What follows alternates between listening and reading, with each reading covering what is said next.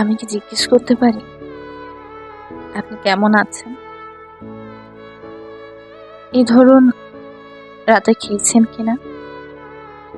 বৃষ্টি এলে পায়ে হাঁটা পথে এখনো পানি জমে কিনা? আমার কথা বলছেন?